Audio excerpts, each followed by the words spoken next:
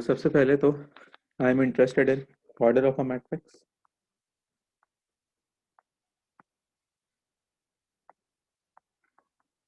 For example, if this is a given matrix,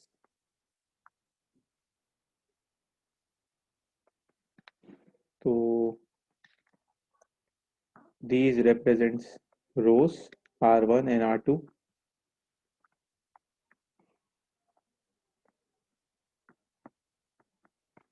and these represents columns C1 and C2. So for this particular matrix, order is 2 rows and 2 columns. Generally speaking, हम order को represent कर रहे होते हैं m times n से, ठीक है, where m is used for rows and n is used for columns. अब आई डोंट नो आप किस तरह से represent कर रहे हैं इसे. We use m and n, okay. अच्छा, we can have a 3 by 3 or 4 by 4 matrix such as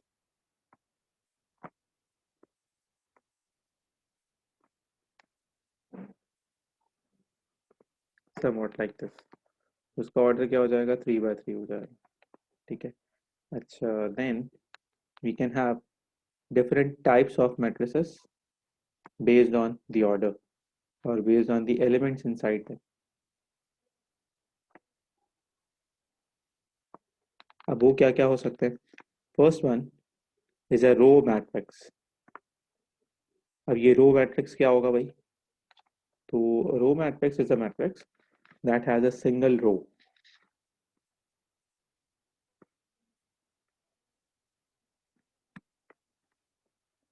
या इसमें वन रो होगी बस, that's it. Such as something like this. इसके पास एक रो है, इसके पास भी एक रो है, इसके पास भी एक रो है. So these are all row matrix. कुछ लोग इसको रो वेक्टर भी कहते हैं, यानी कि अगर कहीं आपको नजर आ जाए रो वेक्टर लिखा हुआ, so that means that's the same as row matrix. अच्छा, रो मैट्रिक्स में कॉलम्स के लिए कोई लिमिटेशन नहीं है. इसमें कितने कॉलम्स हैं, इसमें एक कॉलम है, इसका ऑर्डर हो गया 1 by 1. इसमें कितने कॉलम्स हैं, इसमें 3 कॉलम्स हैं, 1 by 3. इसमें कितने कॉलम्स हैं, 2 कॉलम्स हैं, 1 by 2. बट रो इन सब में सेम एक ही है, ठीक है. अच्छा जी, फिर थोड़ा सा और आगे चलते हैं. इसी तरह से अब आप इसको एक्सटेंड कर सकते हैं नॉलेज को थोड़ा सा, किससे related. If you are talking about row matrix, थोड़ा सा आगे चले जाएं तो अब आपको क्या समझ में आ जाएगा, कॉलम मैट्रिक्स आ जाएगा. कॉलम मैट्रिक्स क्या होगा, very simple, one column with no matter how many rows. For example, ये कॉलम मैट्रिक्स है, ये भी एक कॉलम मैट्रिक्स हो सकता है, ये भी एक कॉलम मैट्रिक्स हो सकता है. इसमें 2 रोज है 1 कॉलम है, इसमें 1 रो है 1 कॉलम है, इसमें 3 रोज है 1 कॉलम है. तो इसी को इसी तरह से हम कॉलम वेक्टर भी कहते हैं, जो आपने अपने वेक्टर के टॉपिक में बड़े अच्छे से पढ़ा हुआ भी है. और इवन इसको ट्रांसलेशन या क्या कहते हैं ट्रांसफॉर्मेशन में भी पढ़ाते हैं, उसमें हम इसको यूज कर रहे होते हैं. अच्छा, then null matrix. Null matrix is also known as a zero matrix. तो जीरो मैट्रिक्स क्या होगा, जिसके सारे एलिमेंट्स जीरो होंगे, जिसके सारे एलिमेंट्स के अंदर कुछ भी नहीं होगा, सिर्फ जीरो होगा. ये नल मैट्रिक्स हो सकता है, ये नल मैट्रिक्स हो सकता है, 3 by 3 का भी नल मैट्रिक्स हो सकता है, ठीक है. Then if we move on, square matrix. So what's a square matrix, having number of rows equals to number of columns. For example, ये जो हमने हर जगह पे कंसिडर किया हुआ है 1 times 1, इसके रो और कॉलम्स इक्वल हैं, so that's a square matrix. That's also a row matrix, that also a column matrix, क्योंकि इसके पास एक रो है एक कॉलम है. इसी तरह से if I talk about for example this, this becomes a square matrix 2 by 2 का है. Let's say if I talk about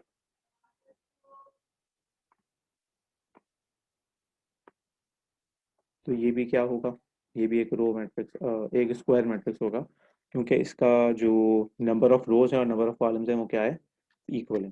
ठीक है, is it clear? I guess it's too easy, अभी तो कोई ऐसी बात मैंने की नहीं है जो आपको ना बताओ।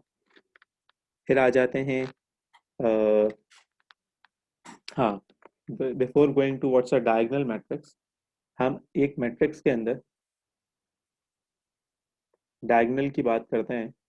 तो एक मैट्रिक्स के अंदर दो डायगोनल्स हम मार्क करते हैं। एक कहलाता है उसका प्रिंसिपल या लीडिंग डायगोनल, जिसे हम मेन भी कहते हैं।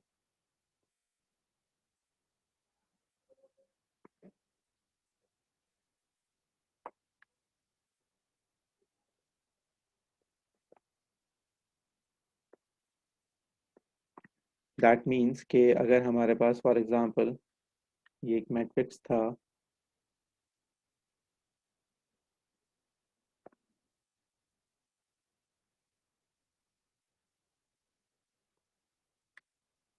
तो इसमें मेन या लीडिंग डायगोनल क्या होगा, ये होगा जो अपर लेफ्ट से शुरू होकर लोअर राइट पे जाएगा, ये वाला। यानी कि अगर मैं ये कर दूं, तो दिस रिप्रेजेंट्स माय मेन और प्रिंसिपल डायगोनल। ऑब्वियसली स्पीकिंग एक और डायगोनल भी आप स्पॉटिफाई कर सकते हैं इसमें, वो ये होगा। ठीक है, ये इसको कहते हैं सेकंड डायगोनल, ये मेन डायगोनल नहीं होता, सेकंड डायगोनल होगा। ठीक है, अच्छा अच्छा, 2 by 2 में भी फिर आप बना सकते हैं, जैसे for example this would be main diagonal, ये वाला जो होगा वो लीडिंग डायगोनल सेकंड डायगोनल होगा, पहले वाला मेन डायगोनल होगा। ठीक है, अच्छा अब आते हैं कि इनफैक्ट डायगोनल मैट्रिक्स हम कह किसे रहे। तो diagonal matrix is a matrix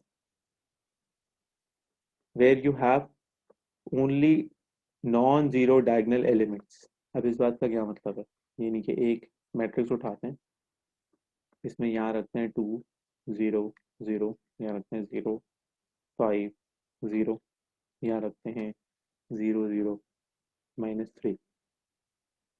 तो अब ये इसका मेन डायगोनल नॉन जीरो है, तो ये एक डायगोनल मैट्रिक्स है। और इनफैक्ट अगर हमारे पास ये वाले एलिमेंट्स नॉन जीरो होते तो भी ये एक डायगोनल मैट्रिक्स होता। मैंने यहाँ पे आपको मेन डायगोनल से बात समझाई है, लेकिन आपने ये बात याद रखनी है कि डायगोनल मैट्रिक्स एक ऐसा मैट्रिक्स होगा जिसमें अदर देन डायगोनल, चाहे वो मेन हो चाहे वो सेकंड डायगोनल हो, सारे एलिमेंट जीरो होंगे। ठीक है, फिर आगे चलते हैं। तो इसी की एक फॉर्म आएगी scalar matrix. What's a scalar matrix? That's a special type of diagonal matrix where we find same elements in the diagonal. क्या मतलब है, 2 0 0 0 2 0 0 2, ये क्या बन गया, ये हमारा स्केलर मैट्रिक्स बन गया। तो ऑब्वियसली ये डायगोनल भी है जी, बिल्कुल डायगोनल भी है, डायगोनल की एक टाइप है। और फिर हमारे पास डायगोनल के अंदर जो एलिमेंट्स हैं वो क्या हैं, वो सारे के सारे सेम भी हैं। इसी का एक मशहूर ज़माना और बदनाम ज़माना हर जगह पे जो आपने पढ़ा हुआ होता है, एक स्पेशल टाइप ऑफ मैट्रिक्स जिसे हम कहते हैं, दैट्स आइडेंटिटी मैट्रिक्स। इसे हम यूनिट मैट्रिक्स भी कहते हैं। ये क्या होता है, ये कुछ इस तरह का होगा अगर 2 by 2 है, और ये इस तरह का भी हो सकता है अगर 3 by 3 है।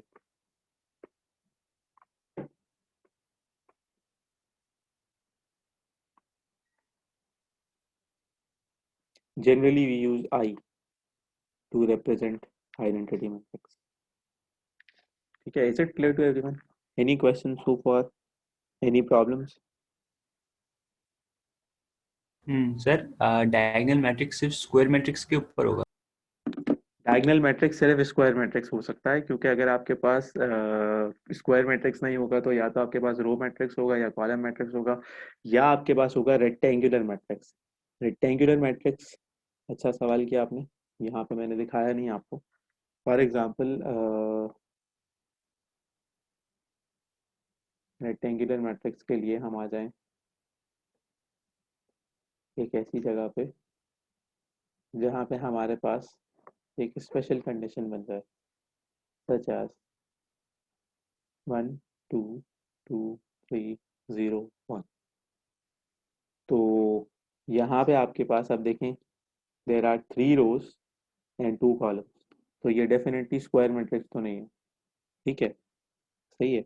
लेकिन ये एक, अब आपका सवाल ये कि क्या ये डायगोनल मैट्रिक्स होगा, तो डायगोनल मैट्रिक्स ये नहीं हो सकता। डायगोनल मैट्रिक्स के लिए इसको स्क्वायर मैट्रिक्स होना पड़ेगा, यानी कि इस रेक्टेंगुलर मैट्रिक्स में कोई डायगोनल नहीं। यानी कि आप ये कहें कि ये मेन डायगोनल है, तो दैट्स रॉन्ग, ये नहीं होता, क्योंकि इसको स्क्वायर होना चाहिए। वैसे तो रेक्टेंगुलर मैट्रिक्स में ये भी आ जाएंगे एग्जांपल जो हमने कॉलम मैट्रिक्स में पढ़ा है या रो मैट्रिक्स में पढ़ा है, लेकिन ये है कि वो हमने एक स्पेशल नाम दिया हुआ उसे। ठीक है, क्लियर है बेटा? और कोई सवाल?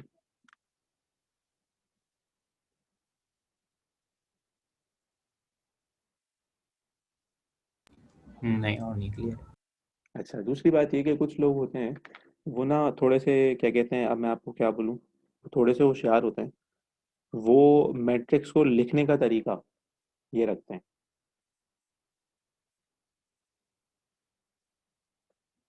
अब ये क्या है, यानी कि यहाँ पे अब मैं आपको कह दूँ i is 1 2 and so on till n, j is 1 2 and so on till N.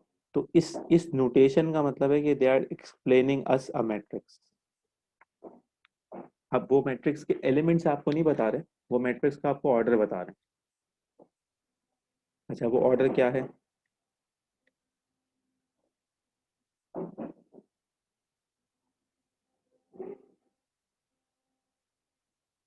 बेटा दो सवाल है, मैं उसको तो वापस जाता हूँ। Rectangular matrix is a matrix that has unequal rows and columns. ठीक है बेटा? तो ये एक क्वेश्चन था जो उन्होंने पूछा था मुझसे कि सर ये बताएं कि डायगोनल मैट्रिक्स के लिए क्या स्क्वायर मैट्रिक्स होना जरूरी है, तो मैंने आंसर दिया था कि जी diagonal matrix is a type of square matrix, यानी कि स्क्वायर मैट्रिक्स होगा तो उसमें आप डायगोनल मैट्रिक्स को लेके आएंगे। तो स्क्वायर मैट्रिक्स कौन सा होता है? जिसके नंबर ऑफ रोज और कॉलम सेम हो। जैसे यहाँ पे 3 बाय 3 बन रहा है, तो अगर 3 बाय 3 नहीं है, 3 बाय 2 है या 2 बाय 3 है या 2 बाय 2 है, तो वो फिर हमारे पास स्क्वायर मैट्रिक्स नहीं होगा, ना डायगोनल मैट्रिक्स होगा, उसको हम कहेंगे रेक्टेंगुलर मैट्रिक्स। तो डायगोनल मैट्रिक्स क्या होगा? जिसमें रोज और कॉलम्स हमेशा इक्वल, नंबर वन, यानी कि वो स्क्वायर मैट्रिक्स की कोई टाइप होगा। नंबर टू, क्या रेक्टेंगुलर मैट्रिक्स क्या होगा? जिसके रोज और कॉलम सेम ना हो। क्या उसमें कोई डायगोनल हो सकता है? जी नहीं हो सकता, उसमें कोई डायगोनल नहीं हो सकता। सवाल, दूसरा सवाल बेटा, आइडेंटिटी मैट्रिक्स एक ऐसा मैट्रिक्स होता है जो हम जैसे एक एडिटिव इनवर्स पढ़ते आए हैं या मल्टीप्लिकेटिव इनवर्स पढ़ते आए हैं, तो हमने कहा था कि एडिटिव आइडेंटिटी दुनिया में कोई ऐसी चीज होती है जो किसी नंबर में अगर ऐड अप हो जाए तो उसकी सेहत पे कोई फर्क नहीं पड़ता। फॉर एग्जाम्पल जीरो, जीरो एक ऐसी चीज है जो किसी भी चीज के अंदर ऐड हो जाए तो उस अपनी चीज की ओरिजिनलिटी पे कोई फर्क नहीं पड़ता। That means zero is what? Zero is additive identity. ठीक है। वन क्या होगा फिर? वन होगा मल्टीप्लिकेटिव आइडेंटिटी। क्यों? क्योंकि any number multiplied by one can retain its own identity, so that one is basically a multiplicative identity. So when I am explaining an identity matrix or a unit matrix, this matrix when multiplied by any number retains the original matrix। ये हम आगे जाके पढ़ेंगे। तो इसे इसलिए हम कहते हैं आइडेंटिटी मैट्रिक्स, क्योंकि ये मैट्रिक्स एक स्पेशल मैट्रिक्स है जिसे आप दुनिया के किसी भी मैट्रिक्स से मल्टीप्लाई कर दें तो वो मैट्रिक्स की वैल्यूज, उस मैट्रिक्स का आंसर, उस मैट्रिक्स का डिटर्मिनेंट, उस मैट्रिक्स का ट्रांसपोज, उस मैट्रिक्स की किसी भी चीज पे कोई फर्क नहीं पड़ता। क्लियर?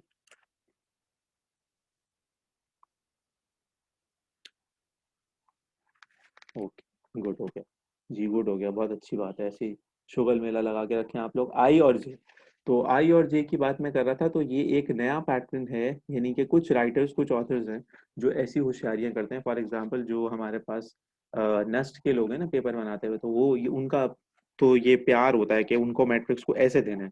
पूरी दुनिया एम और एन पे चल रही होती है, उनको ये देना। तो ये कोई ऐसी रॉकेट साइंस नहीं है, बस वो एक अपना स्टेटस सिंबल मेंटेन करने के लिए हरकतें करता है। तो वापस आते हैं। अब काम की बात यह है कि इसका क्या मतलब है। इसका मतलब है रो, और इसका क्या मतलब है? इसका मतलब है कॉलम। तो अब वो कह रहा है कि एक ऐसा मैट्रिक्स जिसके अंदर इतने ढेर सारे रोज हैं, एम रोज हैं, और इतने ढेर सारे कॉलम हैं, यानी एन कॉलम हैं, यानी कि अब इसको मैं कैसे लिखूंगा? इसको लिख सकता हूँ ए वन वन। यहाँ पे आई क्या है? वन है। जे क्या है? वन है। यहाँ क्या हो सकता है, A12, A13, और ये चलता जाएगा रो में, खत्म ही नहीं हो रहा, यानी कि आगे जाए जा रहा है, क्योंकि उसने मुझे ये तो ही नहीं कहा कि कहाँ तक है। तो मैं ये कह रहा हूँ कि रोज कितनी है, कॉलम्स कितने हैं, इनफाइनाइट है। इसे जरा आप यहाँ पे देखें तसल्ली से, आपको ज़्यादा अच्छे से समझ में आएगा। फॉर एग्जाम्पल, थोड़ा साइज में छोटा लिखते हैं, ये है अब हमारी अप्रोच A11, फिर हमने लिखा A12, फिर हमने लिखा A13, और ये आगे जा रहा है अब till so on till A1N। इसी तरह से नीचे आ जाए तो A21, A22, A23 and A2N, और नीचे आ जाए, कहाँ तक जाएं, जाते रहे ना, AM1, AM2, कहाँ तक जाएं, AMN। तो अब अगर हम इस मैट्रिक्स को क्लोज करें तो हमें क्या बात समझ में आ रही है, हमें ये बात समझ में आ रही है कि इसके पास कितने कॉलम्स हैं, n नंबर ऑफ कॉलम्स हैं, एवर इंक्रीजिंग। तो j को रिप्लेस किया था उसने n से, तो कितने कॉलम्स हैं, n नंबर ऑफ कॉलम्स हैं, जाए जा रहे हैं, खत्म ही नहीं हो रहे कोई। देखें अब यहाँ पे एक कॉलम, दो, तीन, चार, पता नहीं कितने भी ढूंढो। इसी तरह से रोज कितनी है जनाब, आई को उसने रिप्लेस किया था रो से, ठीक है, थोड़ी अजीब बात है इसको समझना, लेकिन आ जाएगी समझ में। आई को उसने रिप्लेस किया रो से, तो रोज कितनी है, एम रोज है। तो मैं देखे कहाँ तक जा रहा हूँ, मैं जाए जा रहा हूँ ना, I am not ending here. तो ये एक पैटर्न है जो वो आपको समझाना चाहते हैं मैट्रिसेस लिखने का। तो ये तो एक जनरलाइज पैटर्न हो गया भाई। अब किसी ऑथर ने अगर मुझे दिया है ऐसे I J, where it says I equals to 1 and j equals to let's say 2, इसका क्या मतलब होगा, this particular matrix has one row and two columns, one row and two columns। तो अब अगर वो कहते I2J2, तो 2 row 2 column, I3J1, 3 row 1 column। कुछ समझ आई बात।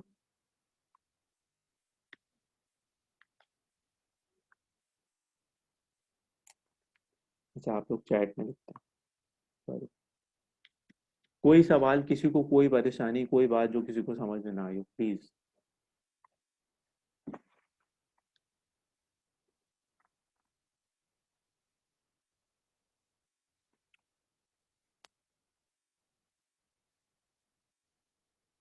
Let me save this.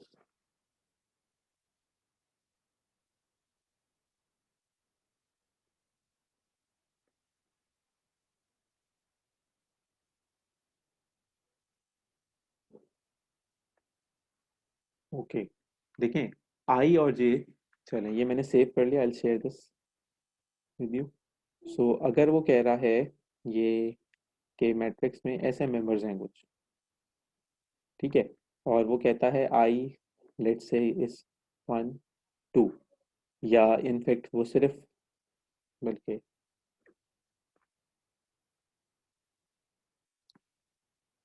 हमें कहता है I3 है, J3 है।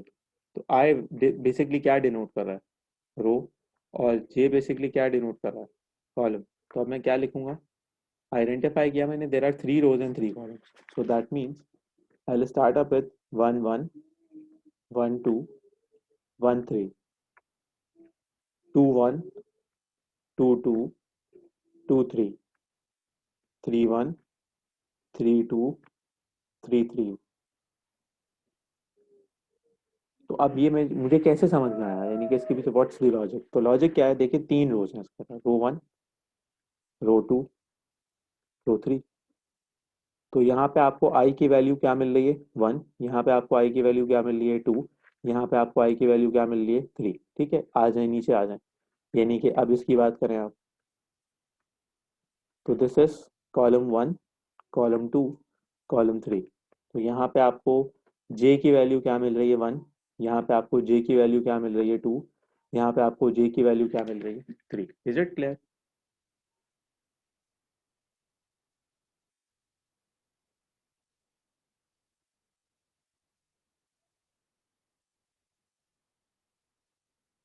सर इसमें जो ए है वो होगा मैट्रिक्स का नाम, right? It has nothing to do with कि उस मैट्रिक्स के उस जगह पे क्या लिख रखा हुआ है। मैट्रिक्स की जगह पे इसने कुछ भी नहीं रखा हुआ, यानी कि he is not telling us the elements. यानी कि मैट्रिक्स के अंदर जो होता है वो मैट्रिक्स एलिमेंट होता है ना, वो मतलब हम तो जो एमसीक्यूज करने वाले हैं, जो हमारा कंसर्न होगा वो इससे थोड़ी होगा कि यहाँ पे क्या है, यहाँ पे जो भी हो ये तो एलिमेंट है। वो ट्रीट करवाएगा आगे कुछ, फॉर एग्जांपल उसने आपको एक मैट्रिक्स दे दिया ये, अब आपने उसको, उसने आपको दूसरा मैट्रिक्स दिया लेट से ये, अब आप देखें उसकी हरकत। वो आपसे क्या कहेगा, वो आपसे कहेगा कि भाई ये सिनेरियो है सेकंड के लिए, ठीक है, मुझे ये बताइए कि is multiplication possible, is addition possible, is subtraction possible. तो अब आपको आंसर देने पड़ेंगे कि क्या क्या है। तो उसमें irrespective of what the answer comes, यानी कि वो आपसे ये थोड़ी पूछ रहा है कि मल्टीप्लिकेशन का आंसर क्या है या एडिशन सब्ट्रैक्शन आपको क्या दे रहा है, वो ये पूछ रहा है इज इट पॉसिबल और नॉट। तो ये एक नया ट्रेंड है जो मैट्रिक्स को ट्रेडिशनल वे से हटा के लिखने का है।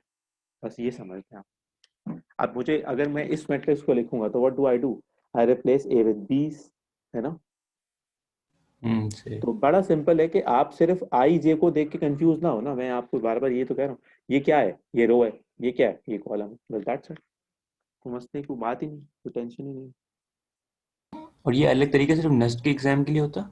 ये मैंने उनके पास पेपर्स में देखा है ना, तो मैंने इसलिए ये निकाल लिया अभी ये, यानी कि ये मुझे उनके पास पेपर्स में इस तरह के पैटर्न नजर आए हैं, तो मैं वो स्टडी कर रहा था आप लोगों को पढ़ाने के लिए, तो फिर मुझे नजर आई ये। सही सही। ठीक है, और कोई सवाल?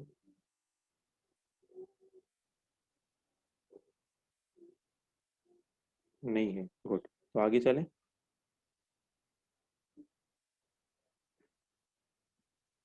अच्छा fine, now we move on to equal matrices. नाम से समझ में आ रहा है क्या मतलब होगा इक्वल मैट्रिसेस, क्या होंगे? ऐसे मैट्रिसेस जिनका क्या सेम हो, जिनका ऑर्डर सेम हो, यानी कि if you are comparing two matrices A and B, और अगर उनका ऑर्डर सेम है तो दे आर इक्वल मैट्रिसेस। अच्छा, इसमें जो बच्चे कंफ्यूज होते हैं वो ये होता है, वो समझते हैं कि वैल्यूज सेम होना, वैल्यूज सेम होना डजेंट मैटर। कोई भी नहीं कह रहा वैल्यूज सेम हो। मैंने क्या कहा, मैंने सिर्फ ये कहा ऑर्डर सेम हो, यानी कि this is of very you know importance here, not values but order. जैसे ये एक एक्सेप्शनल केस होगा, जैसे आप कहते थे ना कि ऑर्डर्ड पेयर्स होते हैं या कार्टेशियन प्रोडक्ट्स होते हैं, तो वन और टू और वन, ये दो अलग अलग चीजें होती हैं, दे आर नॉट इक्वल, है ना, क्योंकि इसका एक्स वन है, इसका एक्स टू है, इसका वाई टू है, इसका वाई वन है, तो they are not equal. But matrices में अगर कोई ऐसी कहानी है तो they are equal, matrices equal है, पूरा मैट्रिसेस ही इक्वल है। तो इसको हम यहाँ कहाँ यूज करते हैं ज्यादातर, we use it in solving equation. हम आगे जाके पढ़ेंगे क्रैमर्स रूल और मैट्रिक्स मेथड, और अगर मुझे टाइम मिल गया तो मैं आपको एक और तरीका भी समझा दूंगा, लेकिन ये यहाँ यूज होता है। तो two equal matrices mean their order would be same. ठीक है, आगे आ जाते हैं, फिर आगे मेरे पास क्या था, क्या मैंने याद किया था, हाँ, नेगेटिव ऑफ अ मैट्रिक्स, बिल्कुल बच्चों वाली बात, यानी कि परेशानी की कोई बात नहीं। If A is this, so minus A would be,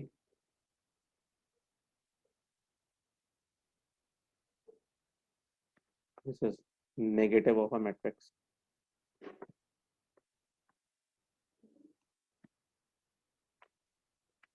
अच्छा, अब हम मैट्रिसेस पे क्या क्या कर सकते हैं, तो इसके अलावा आई डोंट थिंक है और कोई चीज़ मेरी नज़रों से गुजरी है। ऑपरेशंस, यानी कि हम मैट्रिक्स के साथ क्या क्या कर सकते हैं।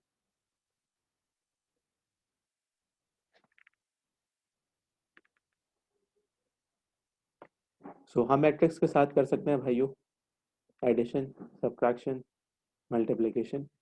डिवीजन हम एज ए नहीं कहते, मल्टीप्लिकेशन में कवर कर लेते हैं, यानी कि अगर कहीं क्वेश्चन हो डिवाइडेड बाय 5, तो हम उसको मल्टीप्लाई बाय 1/5 करके कवर कर लेते हैं। इसी तरह से कोई divide A matrix with B, तो हम उसको करते हैं, कोई बात नहीं, A multiplied by B inverse.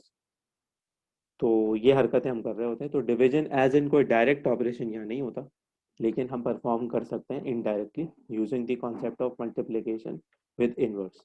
ठीक है। फॉर एडिशन एंड सब्ट्रैक्शन बड़े आसान से रूल्स हैं, बड़े सिंपल से रूल्स हैं। यहाँ तक जितनी भी बातें हमने की हैं ये सारी बातें आपको कैलकुलेटर नहीं बताएगा, यानी कि कैलकुलेटर आपको ये नहीं बताएगा कॉलम मैट्रिक्स है, रो मैट्रिक्स है, डायगोनल क्या होता है, कुछ भी होता है। लेकिन अब जो हम बात करना चाह रहे हैं वो सारी बात आपको कैलकुलेटर बताएगा। आपको सिर्फ कैलकुलेटर को यूज करना आना चाहिए। यानी कि उसमें देखिए सबसे पहले तो एक मोड होगा मैट्रिक्स का। तो चलिए मैं आता हूँ पहले उसको समझाने के ऊपर। एडिशन हम कर सकते हैं, मल्टीप्लिकेशन कर सकते हैं, मल्टीप्लिकेशन कर सकते हैं। क्या मैं अपना कैलकुलेटर लेके आऊँ? Wait a second.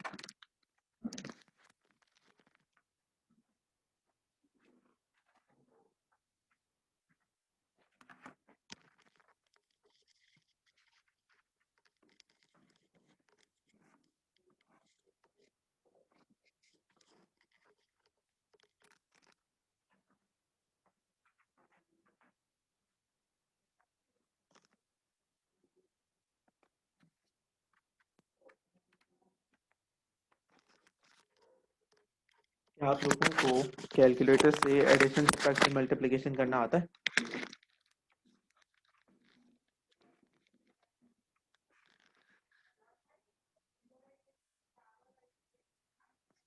No. Okay.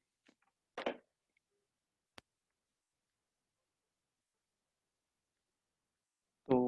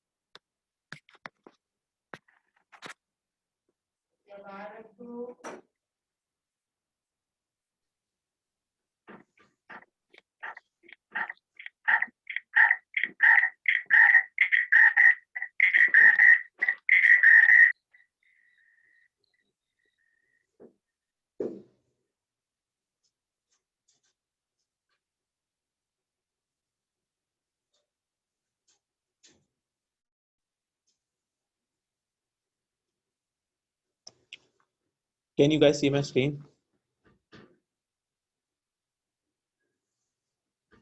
Yes. अच्छा, अब कहानी ये है कि क्या कहते हैं, मैं जो काम कर रहा हूँ वो ये होगा कि मेरे पास ये वाला मोड है ना कैलकुलेटर का। तो अब आप क्या करते हैं ये बेहतर आपको पता होगा कि आपके पास कौन सा कैलकुलेटर है। ठीक है, लेकिन ऑपरेशन बड़ा सिंपल रहेगा कि अगर मैं फॉर एग्जांपल या इसमें सबसे पहले मोड सेलेक्ट करूँ ना, इसमें मोड आ रहा है 6 पे मैट्रिक्स। ठीक है, अब वो कह रहा है matrix A, matrix B, matrix C. यानी कि इसके लिए उसकी डिमांड है कि मैट्रिक्स ए आपने बताना है उसको। तो उस मैट्रिक्स ए का आपने क्या करना है, तो ये क्या बता रहा है, एम इंटू एन। ठीक है, अब ये एम इंटू एन जो बता रहा है वो ये बता रहा है कि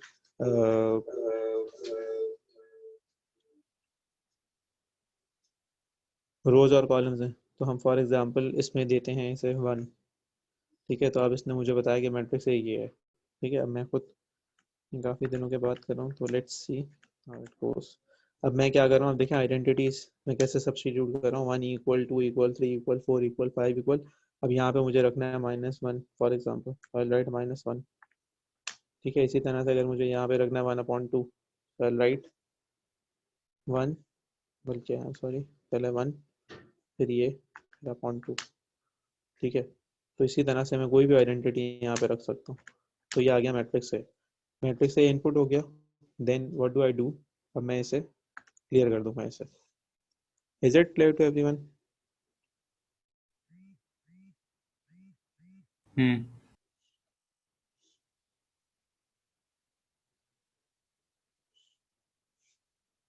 जबरदस्त। अच्छा, अब हम एक काम करते हैं, अब हम ये काम करते हैं कि भाई मैट्रिक्स ए कहाँ गया, देखो मैट्रिक्स ए गायब हो गया। तो मैट्रिक्स ए वो फुली इसकी मेमोरी में सेव हो जाना चाहिए। तो उसे मैं रिवाइव कैसे करूँगा, मैं उसे रिवाइव करूँगा दूसरे तरीके से। लेकिन अब आते हैं मोड 6 मैट्रिक्स बी 2 पे गया।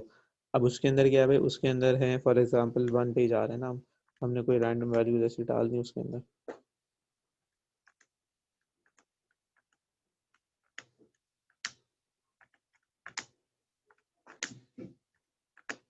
ये हमने उसके अंदर सारे डाल दी, ठीक है।